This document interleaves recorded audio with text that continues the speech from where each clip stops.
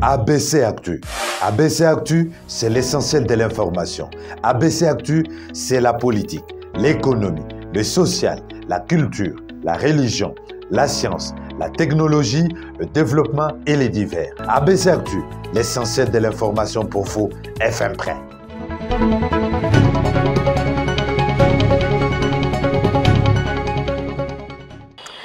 Vendredi 19 août 2022, à la une de l'actualité, l'armée congolaise confirme l'attaque d'espoir de ses positions à Rutshuru. Elle dénonce la violation par les M23 du cessez-le-feu décrété par le chef d'État de la sous-région. Élément à suivre dans ce journal. Examen d'État édition 2022, le premier résultat attendu en cette fin de semaine dans 3 provinces. Un communiqué signé après débat et délibération du jury et du ministère des tutelles.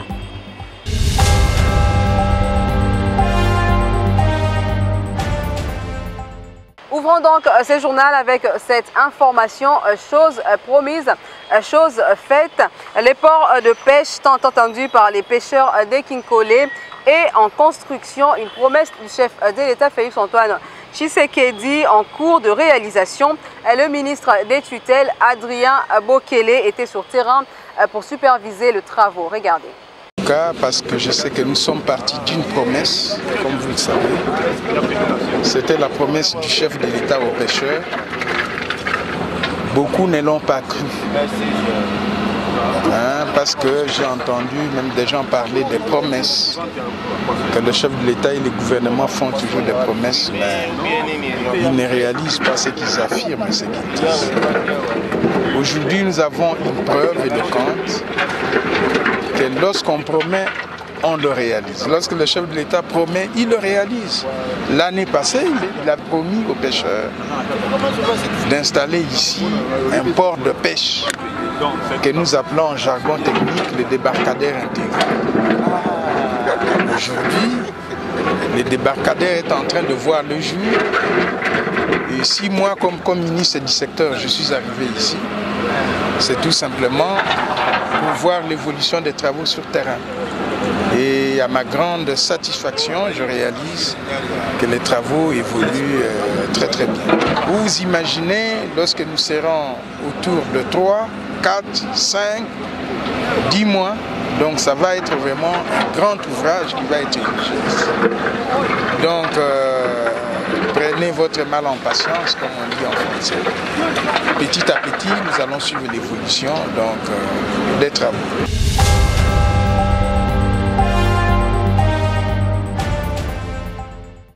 Je l'ai annoncé au sommaire, publication des résultats de l'examen d'État édition 2022. Les résultats dans la province du Haut-Katanga, Tshopo et Sud-Kivu attendus pour ce vendredi. Les meilleurs lauréats pour ces provinces sont déjà connus. Il s'agit de Luc Kaïtamouene de l'Institut Kitumaini, option commerciale et gestion dans les Haut-Katanga 1. Freddy Nzamayodondi du collège Maël, option sciences pour la Tshopo 1. Et Mpumwa Moubake du lycée Yano, option nutrition pour le Sud-Kivu 3. Dans un autre registre, profitant de son séjour à Moscou dans le cadre du sommet international sur la sécurité, le ministre de la Défense Gilbert Kabanda est allé visiter les centres d'armement pour achat d'armes et équipements modernes pour les FARDC. Regardez. Dans un contexte de crise sécuritaire aiguë, la République démocratique du Congo semble résolument tournée vers la Russie. À défaut d'être soutenue par les parrains traditionnels, l'Occident, la République démocratique du Congo est en train petit à petit de se jeter dans les bras de Vladimir Poutine. C'est ce qu'on peut comprendre par la visite du ministre de la Défense Gilbert Kabanda dans les stands d'armement russe. La RDC a eu à participer à la conférence internationale sur la sécurité tenue dans le pays des Tsars à Moscou. Ainsi, le ministre de la Défense en a profité pour palper de ses propres mains les nouveautés de l'armement russe, avec l'idée de s'en procurer, afin de permettre aux forces armées de la République démocratique du Congo d'en finir une fois pour toutes avec les groupes armés qui sèment la désolation dans l'est du pays. Soucié de moderniser l'armée nationale, le ministre de la Défense a été amplement briefé sur les différents types d'armes et moyens de transport. Comme qui dirait, quand l'occasion se présente, on en saisit pour en faire bon usage. Avec une telle option, les USA risqueraient une fois de plus de perdre un autre allié de taille en Afrique centrale après le Centrafrique qui a basculé dans les camps russes. En marge du 42e sommet de la SADC à Kinshasa, le sénateur Che Okitundu a salué la prise des fonctions par Félix Tshisekedi à la tête de cette organisation régionale. Il appelle en même temps à la transformation des ressources du pays en lieu et place de les exporter en état brut. On l'écoute. Renouvelable, et vous avez entendu, il y a une coopération entre la Zambie et la République démocratique du Congo pour la fabrication de la voiture électrique. C'est quand même formidable. Pourquoi? Parce que nous disposons de matières premières fondamentales. Les deux pays, le cuivre, le cobalt, le lithium. Ensuite, il y a la question du défi alimentaire. La sécurité alimentaire est quelque chose de fondamental. Avec la guerre en Ukraine, la République démocratique du Congo doit coopérer dans le cadre de l'intégration régionale pour affronter ce défi alimentaire. Nous devons assurer notre sécurité alimentaire. C'est pour cela qu'on parle de l'agro-transformation. Et en même temps, nous avons des matières premières que nous ne pouvons pas exploiter nous-mêmes et nous les exportons bruts. Il est important que cette exportation se fasse avec une valeur ajoutée. C'est-à-dire que, par exemple, pour le bois doit être transformé en République démocratique du Congo avant d'exporter. Pour quelle raison? C'est parce qu'en même temps, nous créons la main-d'œuvre sur place et nous disposons d'une grande expertise. Ça permet de résoudre le problème de chômage dans notre pays. Donc ce sont des défis importants auxquels le pays est confronté, et la région aussi. Et le fait que notre président de la République assume la présidence de cette organisation fondamentale est très important. Beaucoup de gens se posent la question de savoir pourquoi la République démocratique du Congo voudrait appartenir à plusieurs organisations à la fois. Mais c'est la position géostratégique de la République démocratique du Congo qui nous condamne à la multi-appartenance.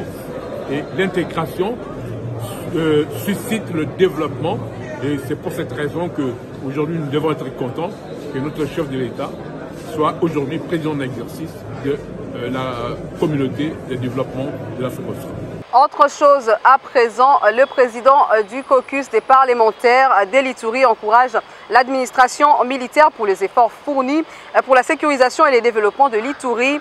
Déclaration faite à l'issue d'une audience avec le gouverneur militaire, le lieutenant général Luboya Kachama Johnny. Regardez.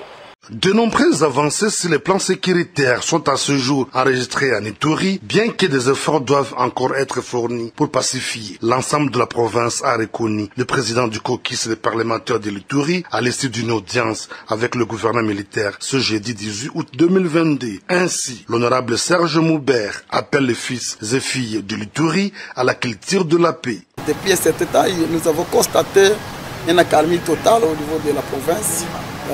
Une accalmie qui a été implémentée par la politique d'approche du gouverneur que nous avons tous apprécié.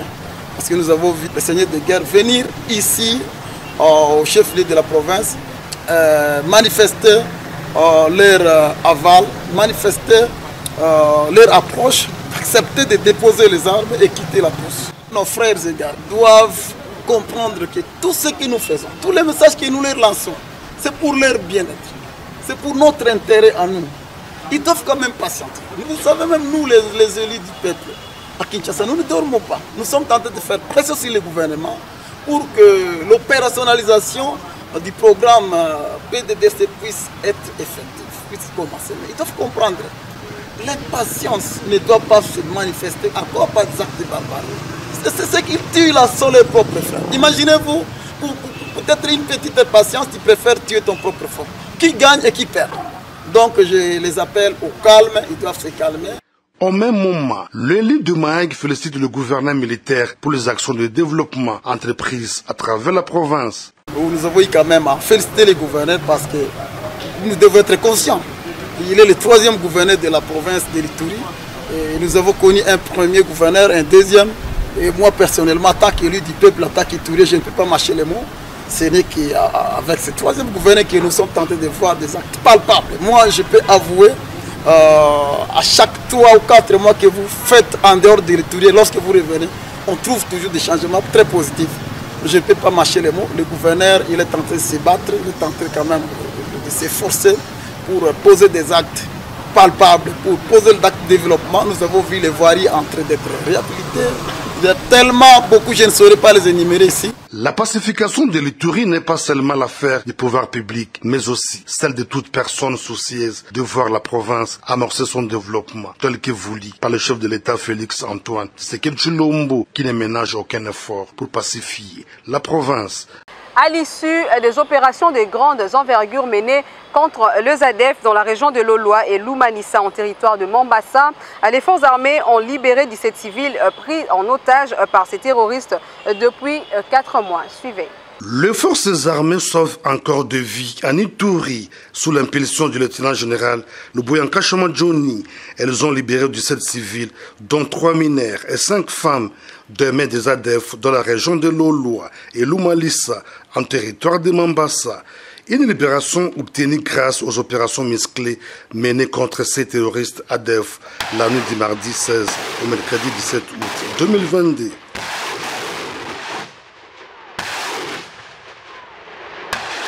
Conduit à Komanda, en territoire d'Irumu, à bord d'une jeep militaire, ces ex-otages remercient les forces loyalistes pour leur bravoure. Nous remercions le FARDC de nous avoir libérés. Maintenant, nous sommes à Komanda. En brousse, les rebelles nous obligeaient à cultiver les champs pour eux. Satisfait des opérations menées par le FARDC, Christophe Mounianderou, coordonnateur de la Convention pour le respect des droits humains, CRDH Irumu, encourage l'armée à poursuivre la traque de ces terroristes pour les anéantir définitivement.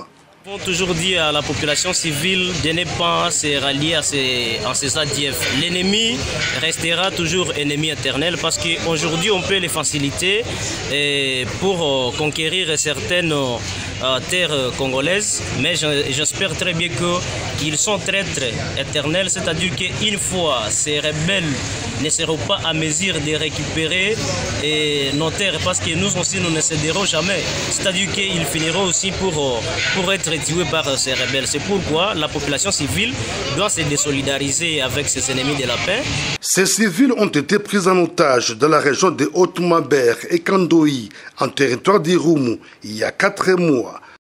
Les mouvements du 23 mars accusés de bombarder ce vendredi les positions de FARDC à Rwangumba dans les territoires de Rutshuru, un élément que je vous propose de suivre. Le secteur opérationnel Sokola 2, Nord Kivu, accuse les rebelles du M23, alliés à l'armée rwandaise, d'être responsables de graves violations de droits humains dans les zones sous leur contrôle à Rutshuru.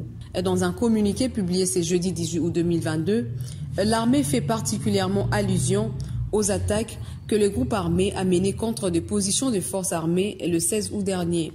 Elle cite, entre autres, des éclats de bombes qui ont fait de victimes parmi les civils. Le communiqué fait aussi mention de l'attaque du M23 qui a visé le chantier d'une centrale hydroélectrique dans le parc des Virunga. Aussi, l'armée indique que le même rebelle ont tiré sur une ambulance à bord de laquelle se trouvaient de civils blessés. Ici est de rappeler que c'est depuis le 13 juin dernier que les rebelles du M23, appuyés par le Rwanda, se sont emparés de la cité frontalière de Bunagana, au nord Kivu. Au cours d'un récent sommet de chefs d'État de la sous-région tenu à Nairobi, au Kenya, il avait été décidé une trêve entre les deux parties, décision que l'armée congolaise dit respecter jusqu'à ces jours, selon son communiqué. Toutefois, Le M23 est régulièrement accusé d'attaquer des positions de forces armées de la République démocratique du Congo en violation de cette clause. Dans le Congo central, cette fois, les coordonnateurs nationaux de la jeunesse et Ensemble pour la République, Jacques Ndala, accompagné de toute son équipe, était face à la population de Matadi, où il a installé un nouveau comité provincial de la jeunesse, mais aussi a apporté un message particulier à la population. Urbain Kabeï était témoin de l'événement. C'est à 10 h que l'incarnation d'un Mvuluzi Kimbangu, dit Jacques Ndala, et sa suite foule le sol de Matadi, cette ville battue sur le rocher au Congo central. Le coordonnateur national de la jeunesse de Ensemble pour la République JR, accueilli en France par l'aîné Congo, la terre sainte de Fumu Kimbangu, pour parler de Ensemble pour la République de Moïse Katumbi Chapwe. D'Impozo, l'endroit de l'accueil, les cortèges sous la conduite de Jésus Kisinde Tumonanga, coordonnateur provincial de la JR Congo central, s'ébranlent sur la nationale numéro 1 avec drapeau et autres insignes du parti au rythme de la fanfare. Direction cercle culturel La Payotte, lieu prévu pour la cérémonie de l'installation du comité provincial de la JR Congo central. Ici, l'honorable Thomas Kiakokwa, dit Thomas Mundele, coordonnateur provincial de Ensemble pour la République Congo central, qui introduit Jacques Ndala pour s'adresser au Né Congo en langue vernaculaire. Les invitant bien sûr à adhérer à Ensemble pour la République pour changer la situation sociale des Congolais. Changement Fouati Vanda, Nabanjo Nabeto, Naba Avenue Nabeto, Naba Quartier Nabeto, Nabi Salu, Nanyo Soi Nageke Sala, Koso Kilumbu, changement Fouati Vanda, Beto Metubila Beno Bubu, Biaka Kutibande, Bana Matadi, Zaba Kuzinga na président Beto Moïse Katumbi Banda Bubuyai Bana Matadi Zaba Kuzinga na président parti na Beto Ensemble pour la République Banda Bubuyai. Après l'installation du comité JR Congo central, Jacques Ndala remet le drapeau du pays, Thomas Mundele celui du parti et ainsi en guise de la prise du pouvoir de la JR Congo central. Très ému, Jésus Kisinde Tumonanga témoigne sa gratitude à la hiérarchie du parti. Que la jeunesse du Congo central, donc nous assumons la direction, vous présente ces vives félicitations. Votre sang du combat, notre combat. Arrêté de manière arbitraire, vous avez subi des sévices, jugé de manière injuste, condamné injustement, vous avez gardé votre morale. Vous avez fait face à cette situation honteuse de la justice politisée. Vous avez prouvé à la face du monde votre courage, votre détermination de la manière que Nelson Mandela. Vous êtes un modèle pour nous, chers camarades Jacques Ndala. Avant de se séparer avec ses siens, l'incarnation de Mvuluzi Kimbangu a laissé écouter les messages du président national de Ensemble pour la République, Moïse Katumbi Chapwe. Par sa jeunesse, le Congo est un grand pays magnifique. Notre place est parmi les premiers et non au dernier rang des nations africaines. Ce combat, je vous propose de le mener ensemble. Engagez-vous avec moi. La force est de notre côté. Engagez-vous avec moi. Le temps de l'alternance est venu. C'est par la remise des matériels et autres fournitures des bureaux que la cérémonie de ce jour s'est clôturée par les adhésions porte à porte avec à sa tête Jacques Ndala. Avant de nous séparer, après la sortie médiatique de Pascal Mukuna sur la question épineuse du FC Renaissance du Congo, le président sectionnaire condamne la procédure judiciaire enclenchée par ce dernier et regrette de voir la chute du club orange de la capitale. On les écoute.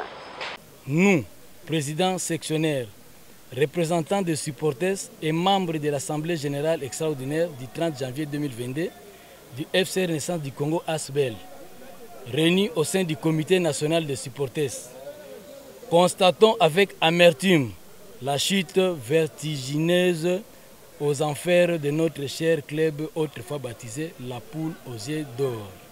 C'est du fait de la division délibérément entretenue par les membres du comité élu, doublée de vérités égoïstes orchestrées par l'évêque Pascal Mukuna, ancien président sportif.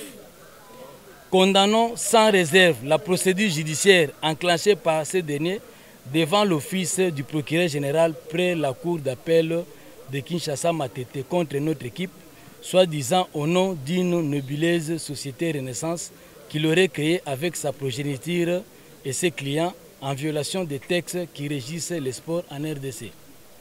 Cependant, nous tenons à rappeler à l'opinion publique sportive que le FC Renaissance du Congo qui joue le championnat national Vodacom Ligue 1 est une ASBEL affiliée à la FECOFA sous le numéro 101/1205. Nous considérons que toute personne qui mène des actions au nom de Renaissance en dehors de la structure si haut citée est une forfaiture. Dans le souci de redorer les blasons ternis au jamais sans vous Banafibo, propriétaire du club, nous demandons à la Linafoot, notre entité d'appartenance, de nous convoquer en assemblée générale extraordinaire dans un délai raisonnable, conformément au prescrit de l'article 82 de RGS. Ce journal est terminé, place à présent au rappel de titres. L'armée congolaise confirme l'attaque de 3 de ses positions à Rutshuru. Elle dénonce la violation par le M23 du cessez-le-feu décrété par le chef d'État de la sous-région, élément que vous avez suivi au cours de ce journal. Examen d'État édition 2022, le premier résultat attendu en cette fin de semaine dans 3 provinces, un communiqué signé après débat et délibération du jury et du ministère des tutelles.